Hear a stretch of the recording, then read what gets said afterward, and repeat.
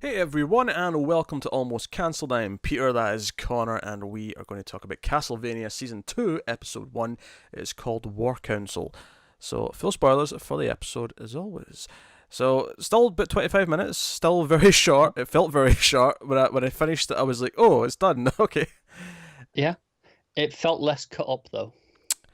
It did to a point. It still feels kind of odd to me that I got to the end of the episode and I felt like only really a couple of things advanced a little bit, right? Yeah, Because we already knew that Dracula was wanting vengeance for his wife dying, so that's kind of kind of just a recap episode almost, isn't it it? was For some points. because the first like 7-8 minutes of a 25-minute episode was this scene with his wife treating a villager, and then the bishop showing up with his henchmen to like accuse her of witchcraft and you're part of Satan and this is all the devil's work. He's like, no, it's just science that we've forgotten, and she's trying to convince it. There's nothing to do with God. No God. What? Burn it all. Yeah, Take her for trial. And it's a I good do. scene, but It is a good scene. That's what I was just about to say. It's like I do actually really like the scene, even though it is kind of just a hey, remember all these things that happened. It is a kind of a recap. yeah. And then the scene after that is with Dracula and his war council. And the Viking vampire's pissed because there's two humans that are kind of in charge, like underneath Dracula, and he's not very happy about it. It did get a laugh out of me though, because Yeah, they said something about, you've never met anyone you don't kill or build a boat out of. make into a boat. Yeah, And then after they walk away, he turns around, grumbling himself like, "I'm a Viking. I like boats. I'm supposed to make boats." I was like, yeah. all right, that was funny. All right, I thought that was good too. I was like, okay, yeah, you made him memorable. yeah. I think the biggest thing here though is that when Dracula explains why he has these two humans being the head of his army, as opposed to other vampires, Yeah, is the idea that vampires think of human beings as just cattle. To be their food. Yeah, yeah, to be eaten. They don't think of them. They can't hate them because they don't think of them as something that can be hated because they're not an entity like that. Whereas these humans hate their own species. They hate them because they hate them for what they've done, for what this.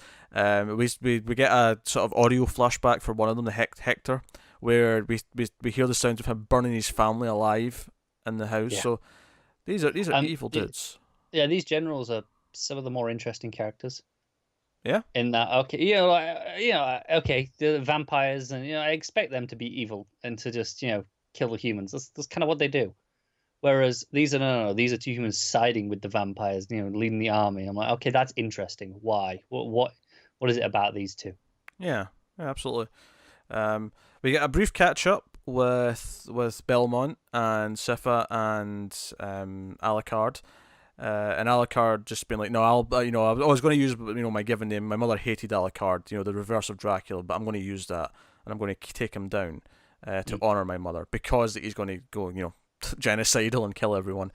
But again, it was mostly just a reminder. Here's our main trio who are going to be hunting down Dracula. Yep. With Sifa's people, who were a big part of last season, they've went to other villages to help there. So she's on her own. She's with the other two. It's going to be this trio who are our main focus, which is why it felt kind of weird that so little of the episode was actually them. Like they had maybe the shortest sort of section. They did, yeah. I think I said it felt less cut up. I think this feels like it's been cut in two with the next episode. When we get to episode Whereas 3, if we still feel this way, I'll debate this. no, that's true. At the moment, I feel like okay, this feels like half of a 40-minute episode, or an hour-long episode. Sure, yeah, Whereas last season, I was like, no, this is just part one of a movie, very clearly. Like the whole way, you felt that. yeah, okay. So this feels more like okay, it's just normal-sized episodes that have been cut in half. So maybe they'll work overall as like four normal-length episodes. We'll see. We'll Yeah, see. Viking vampire tries to apologize to the generals, to Hector and Isaac, and we see that Isaac raises the dead.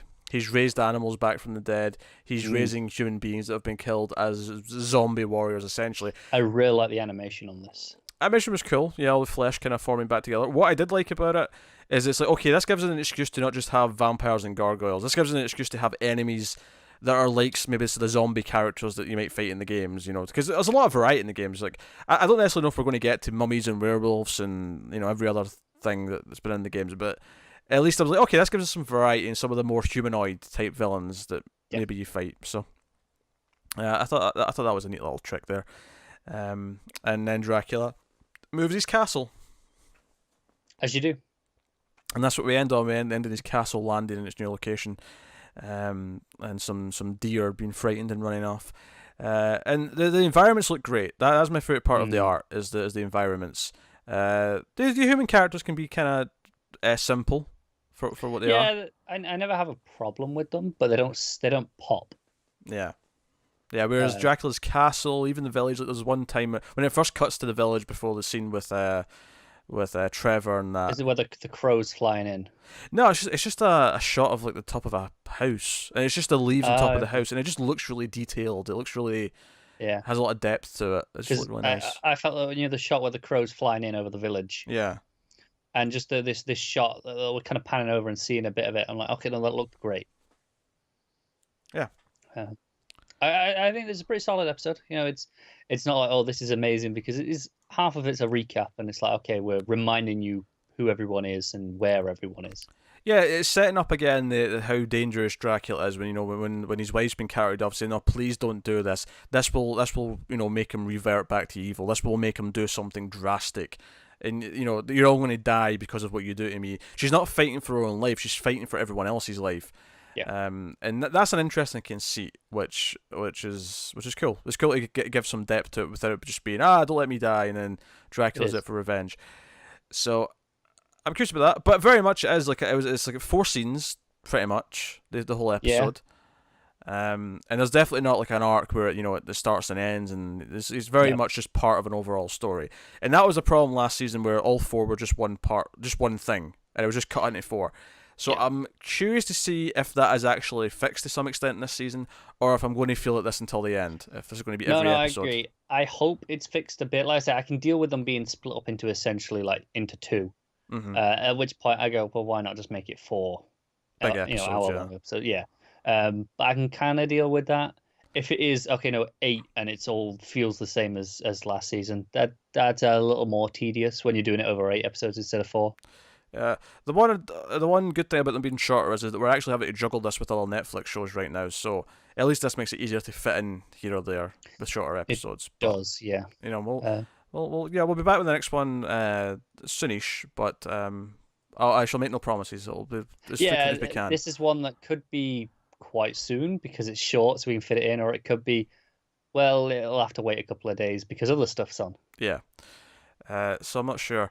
But they're short episodes, so these are much shorter discussions than usual, but I don't have much more to add to this first one. No, I will say I enjoyed it.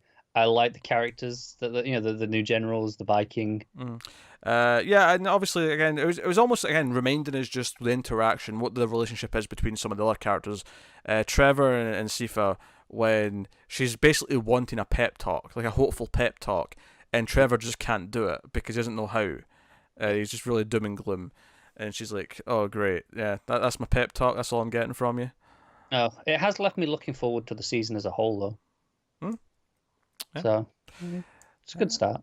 So that's episode 1 of Castlevania. So we'll be back soon with episode 2. So let us know what you thought of this one in the comments below. Are you feeling optimistic? Is it up to the standard of last season? Did you like last season? All these things. Obviously, we reviewed last season when it launched, so you can go back and check those if you haven't. But that is. So thank you once again for watching and listening. If you want to support the channel and everything we do here, head over to patreon.com/MailFuzzTV, and you can do that over there. Get some bonuses and some stuff early, and check out the other Netflix shows and the other shows in general that we cover. You can do that too. But that is us. So thank you once again. We'll see you guys next time. Keep watching TV. Have you got any vanilla?